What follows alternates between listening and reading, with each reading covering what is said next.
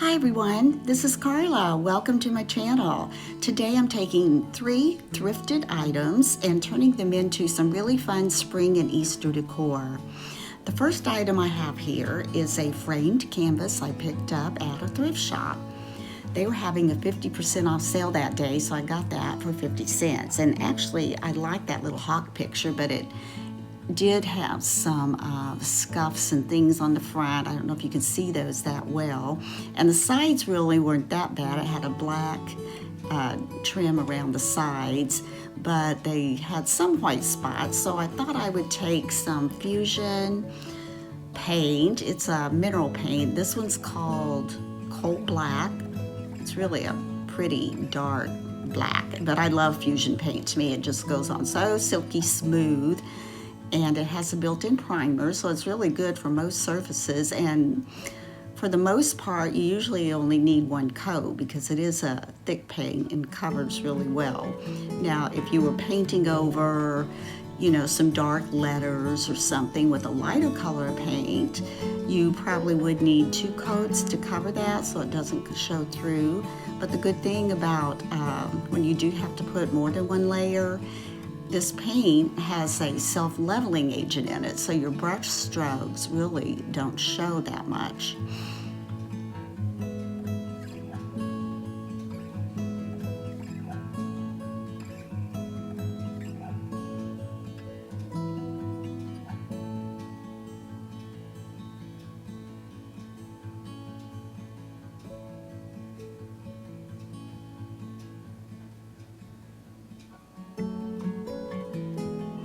Okay, the next step, I'm going to be taking some painter's tape, and I want to tape off all around the upper edges of the canvas because I'm going to be painting over the hawk and the background, and I don't want it to come down over my black paint, so I'm trying to tape this off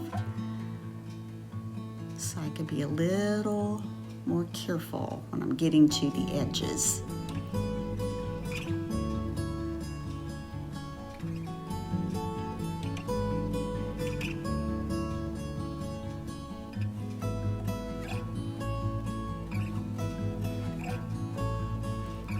Pinch that down so that doesn't stick up and make a uneven line there where I paint. I wanted that pretty even on the corners. We went back and fixed that.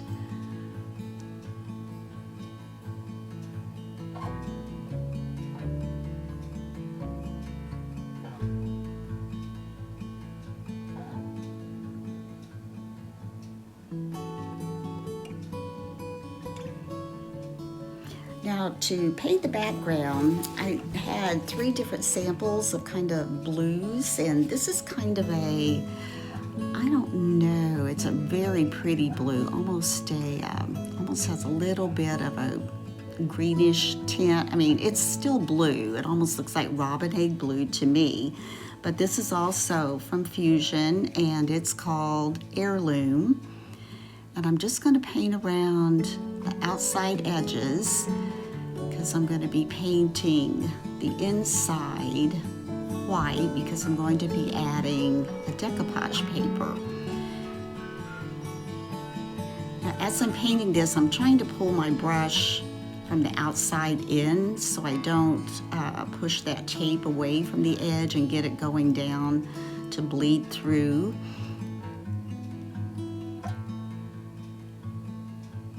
Isn't that a pretty color? I just love that color. Now I'm going to let that dry. And as that's drying, we're going to pull off the tape. I think it's better when you tape something to go ahead and pull it off when it's kind of wet, other than waiting till it's completely dry, because if you wait till it's completely dry, if it dries to the tape, you may peel up the paint. Okay, now what we're going to do is we're going to take some DIY chalk paint. Oh, actually, I don't think that's DIY. Yes, it is. It's White Swan. Sorry. We're going to take some DIY chalk paint And we're going to just cover the center with that, kind of go around and get that kind of squared off, so when I put my decoupage paper on there, it will show up light. Now this decoupage paper, I just love this. This came on a master sheet from Roycycled, and I've had it for a while, but I just have not used it. I think I got it maybe toward the end of the summer last year. It has several things on there. They're not all Easter.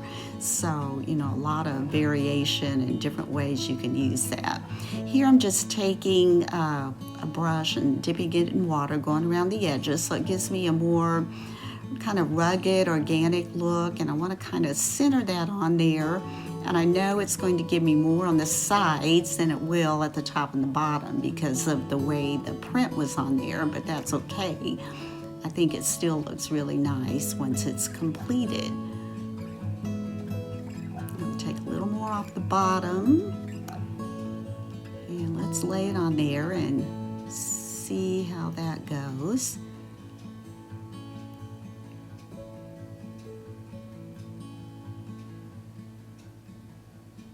I think I'm going to be able to get that on there.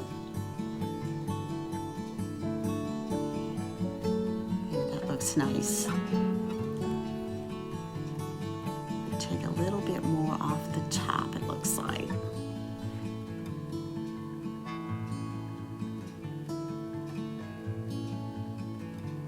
I think I wanted a little bit more of a jaggedy edge there rather than such a straight edge. I wanted it to look torn.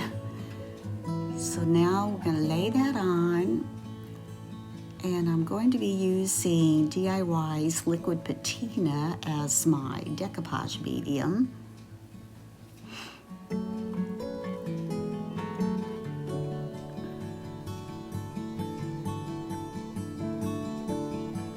going to fold it back, take a brush, and we're going to just kind of cover the decoupage medium over the top. Give it a good, generous coating.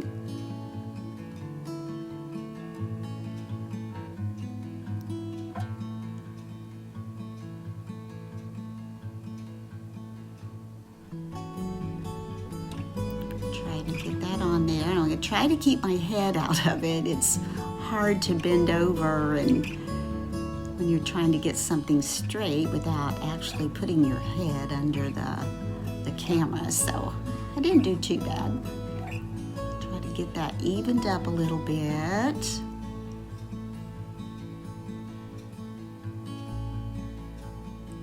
I'm kind of picky when I'm trying to get things straight because invariably if I don't take the time when I stand it up, it's gonna go cattywampus and I don't want it to be crooked. So I'm gonna take a little time there and get that on. Now I'm gonna go over that again where I put it down just to make sure it's good and saturated on there, so when we lay that paper on there it will definitely want to adhere to that. Okay, I'm gonna press that on. Then we're simply gonna fold up our bottom piece, make sure I got that straight. I'm gonna go over the top, I think, just to make sure we've got that secured so I don't move that around a little bit. Rice paper, it's more durable than a napkin or tissue paper to decoupage with, but you know, you still have to be a little bit careful. When it gets wet, you can, you know, stretch it a little bit. You don't want to do that. And you don't want to get it too wet or, you know, like any of the decoupage paper, it could tear if you overworked it a little bit. So we're going to get this covered. I want plenty on there. Then we'll start coming down. I usually kind of try to come down the center and work out to the sides. And that does pretty well for me. I'm going to get these edges really well. Now this, I think I tried to pull on it and almost got some wrinkles going, but it worked out where there weren't many wrinkles at all. And after we get all this covered really well with the decoupage medium, we're going to use my blow dryer. We're going to dry it because a lot of times if there are little puffs or bubbles, see, this is where I'm kind of overstretching it a little bit, and I'm having a little bit of trouble with a little wrinkle that's going to come in there. But blowing it will help those bubbles shrink back in and, you know, adhere to your decoupage medium on there. And you can see the way the center of this kind of pops white, where we put that white background. Okay, this little tote basket I got at a thrift shop, and I paid $2 for it. And on the bottom, it still had some price goop still on there. It kind of had dried on there. So I put some mineral oil on there, and this was really stubborn. So I had to get my little Cricut tool and kind of scrape that off a little bit to get that going off of there. Usually mineral oil is perfect for taking off glued on those goopy ones that are on glass and things like that. So with this little tote, I decided to take, this is an older mold from Prima Design and Prima Redesign actually. So I'm going to take some Dawes clay, I'm going to press it into this mold.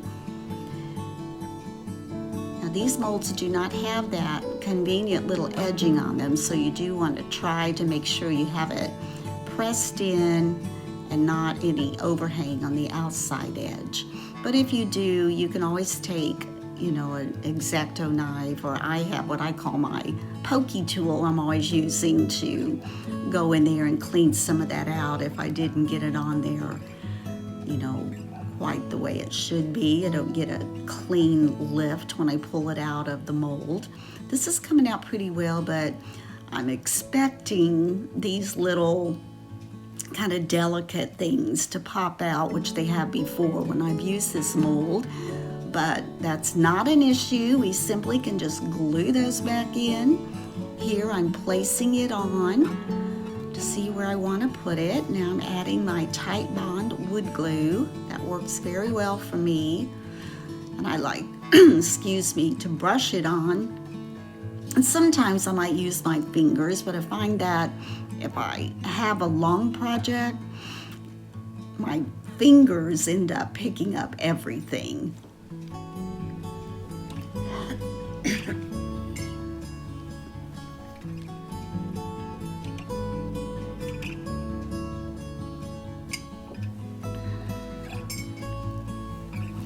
So I'm getting glue to all of that, and my bird's coming off, but we can put him in position, no problem. Let's kind of get those on there, and I'll get my little twigs and branches up in there, and get those on and glued on. Now we're ready to do the other side. Same thing, press it in. I'm going to lift it out. And again, I'm expecting some of those delicate little limbs and branches to probably break apart, and we'll just position them back on and glue them on just like we did the other side.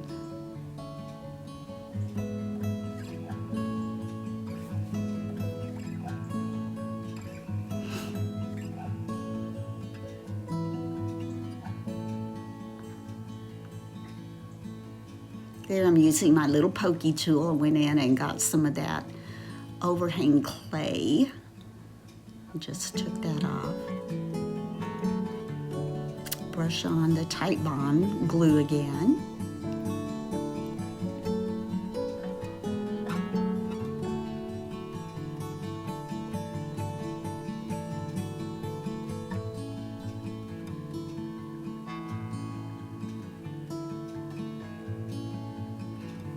Add a little glue to those pieces, and we'll just stick those back on when we place this casting in position.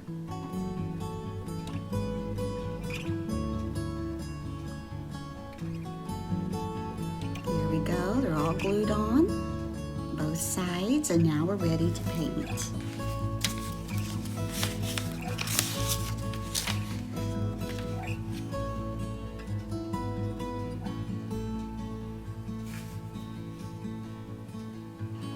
Okay, for the paint I'm using, we're going to be using the Dixie Belle Tea Rose paint. And I think I got this from, I'm not sure. I put in a few orders lately. I got some things from Create Your Own Cozy. I got some supplies from Rehatch Designs. So I'm not really sure where I got it. And I got some things off of Amazon as well. But this is such a pretty color.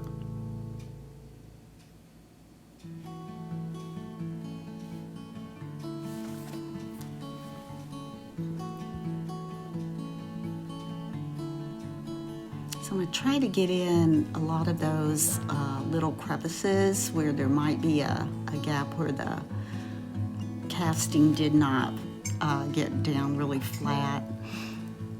So I'm going in with my little brush there and trying to get all those little spaces.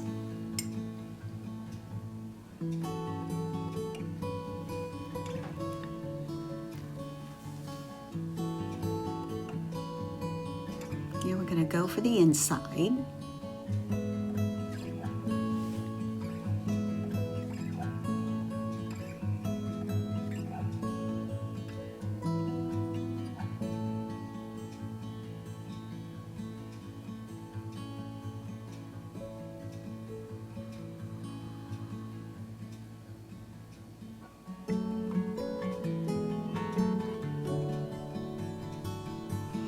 Almost have this completed on the inside, one side, and the ends. Now we're going to flip over and come in here with this other side and get it all painted as well.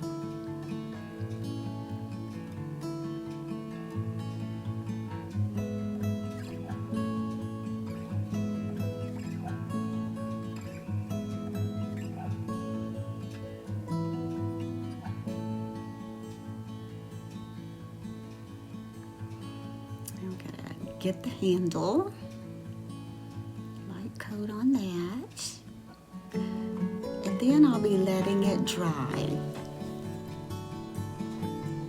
Let this dry overnight actually, because with the clay and the paint. Now, I didn't show this on the video, but I put a coating of DIY clear wax over this because I knew I wanted to use the white wax on it, and I wanted to be able to wipe back as much as I could. I didn't want it to completely turn it white, so that was my thinking on that. Now, I'm not sure how you store your wax brushes, and I'll be honest, I don't have the best way to do it yet. I haven't figured it out, but I usually just wrap them in a bag and keep them, you know, I know they're not going to stay moist. They are going to eventually dry out. And then I try to heat it up with my blow dryer thing there, a little heat tool, and then it kind of melts it down a little bit, makes it a little easier to use the brush so it's not so stiff.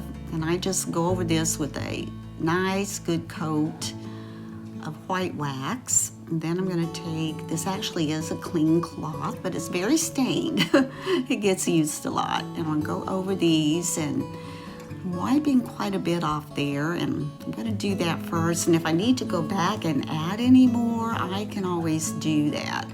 I'm liking the way that looks. Okay, I'm going to do this, do the ends.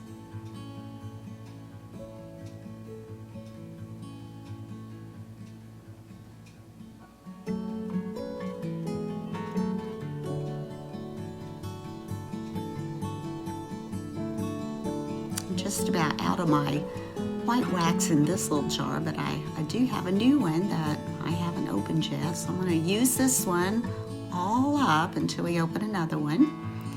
Now we're going to go to the other side and do the same thing.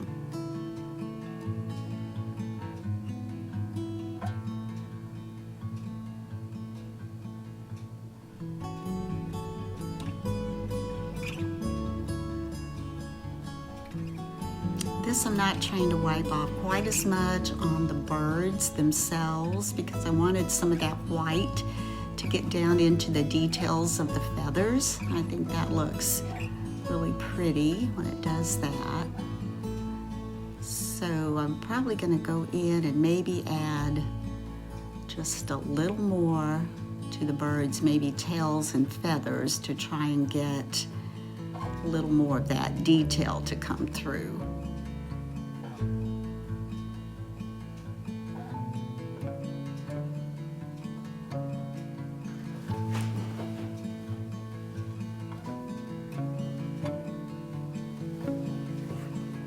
Going over the tails a little bit, and then I will be wiping it off again because I don't want it to be totally white. I just wanted to give it that kind of weathered look with the whitewash. That turned out pretty. So next what I'm going to do is I'm taking this, it's kind of like a rub and buff, and I thought I was recording when I did the birds, but I wasn't. So anyway, this is what I used on the birds as well. It's called Art C, and I've had it in my stash for a very long time, so I don't even remember where I got it actually, but it is, you know, just a rub and buff wax that you put on there, just not that brand. And I go over that pretty generously around all the edges and, you know, up there around the handle. I wanted to go up there where those little ledges are and make sure I get those covered. I think it's really helping it pop a little bit, especially with the little birds. I mean, they were pretty just white, but I think this lets them show up just a little bit more. And I think this is going to be just the sweetest little spring basket. I mean, you could use that for Easter basket. After Easter, you could put flowers in there, use it for a trinket box. I just think it could be used for so many different things.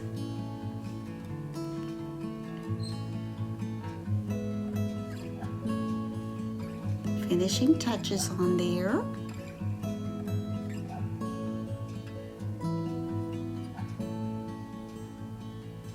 Get some on the handle probably, and these ledges is what I'm calling these. I want those to be definitely covered with gold. We'll get the end of this one.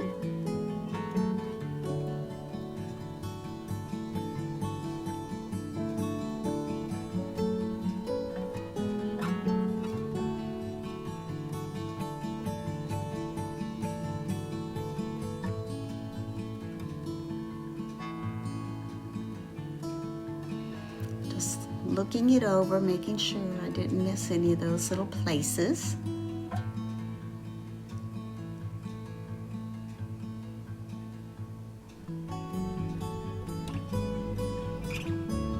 And I think this little basket just really turned out darling.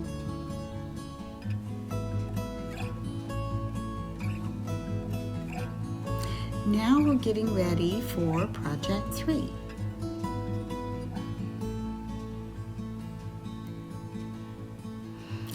On this project, I'm using this cutting board. Actually, I picked up this cutting board at an estate sale.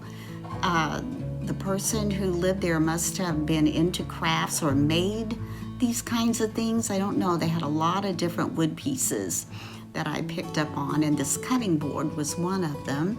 So I decided I'm going to do something a little bit different with this. And what I'm using here, it's a 6-inch double-sided tape, and you can get it on Amazon. I've had mine for a long time, for years actually, because I used to make journals and I would use it for that, and I just haven't made anything that I've actually needed this with, except it comes in really handy for if you're framing pictures and you need to get something matted on a frame, then this works really well for that. Let's see, here I'm just kind of trimming at the edges. Oh, I know what I was going to say. I think it's like $44 or something on Amazon, but I'm telling you, it will last you forever. So it's really a good price on that. I'm using my pokey tool, and I'm going to pull that up, and I'm using it on this, and pull that up. Now I have this canvas that I purchased from Temu, and if you've ever purchased any canvases from them, you will recognize they're gorgeous, but the sizes are just extraordinary. They're not something you can go to a store and say, ooh, I need a blah blah blah size, because they don't make them ready-made that way. And you know, for something I want to remake and sell, I really don't want to make a custom frame for it, so I usually find something else I can use it on. Or if you look at estate sales, they have usually a couple of boxes at least of frames, and sometimes you're just lucky enough to find one that's kind of off size from what you would normally go in and buy. And so that works out well for these canvases. Now what I'm doing here is, after I stuck it on to that tape, trimmed it up, I'm taking my little finger sander and just going around the edges in a downward motion to kind of get that smooth. And with the canvas, you're just going to get kind of little threads and fraying on that. And the bottom, you need to be a little more careful, because the threads are actually coming off that way. Next, we're going to use an IOD mold. This is called the Olive Pressed. And what I'm going to do with this is make an edging around the cutting board. So I'm taking my Dawes air dry clay and I'm pressing it in. And it's really nice because we've got these ledges up there again, these little edges where I can take my thumb and just kind of work that in and off the mold and get a nice clean edge.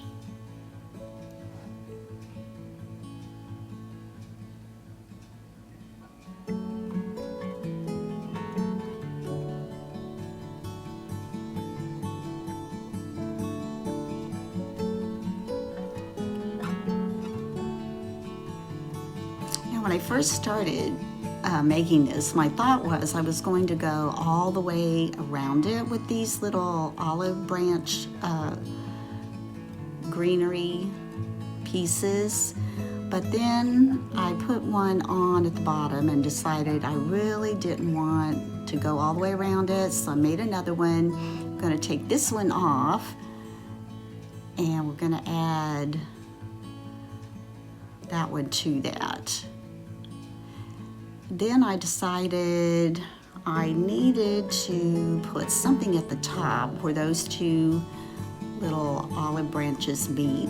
So I went back to the same mold and I found this little decorative flourish that we're going to put at the top.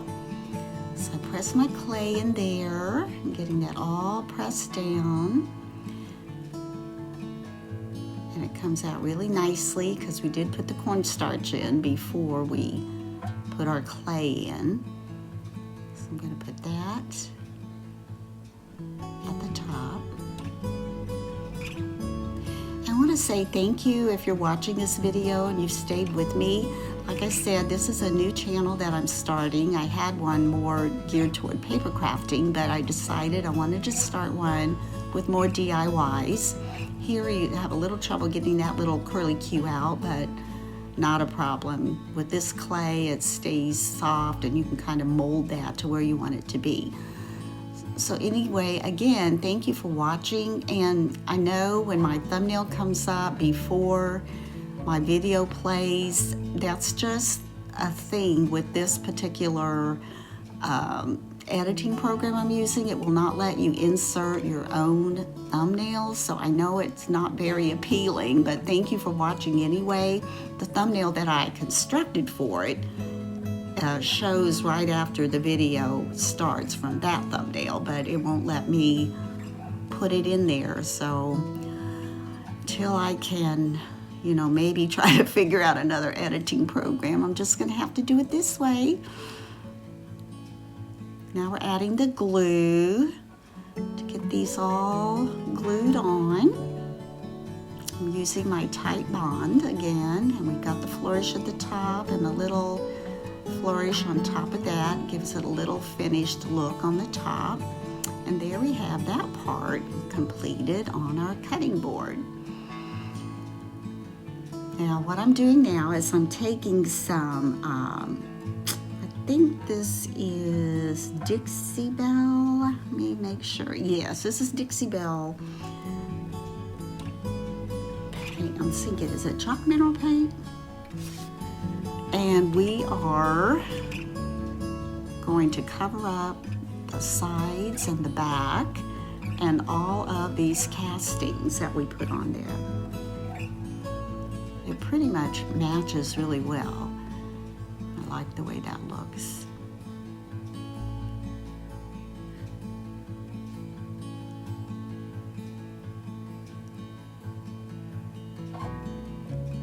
Want to get in there and get all those little places that I might have missed as quick as we can. Now we've got all that painted. We're going to use some Sweet Pickins dark oil.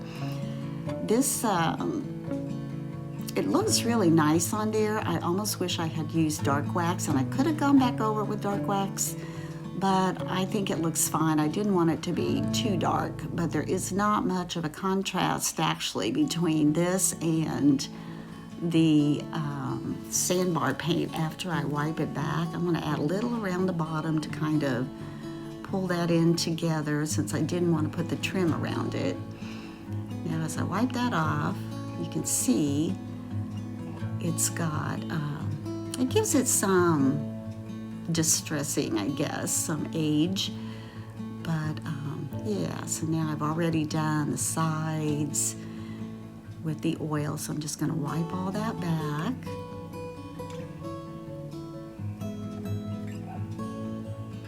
And now that this is all dry, complete, for the last little thing I'm going to do is add a little bow to the top.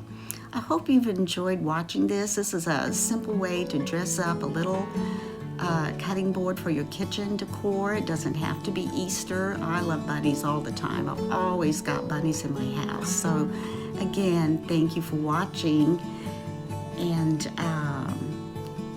don't let that thumbnail steer you away from watching.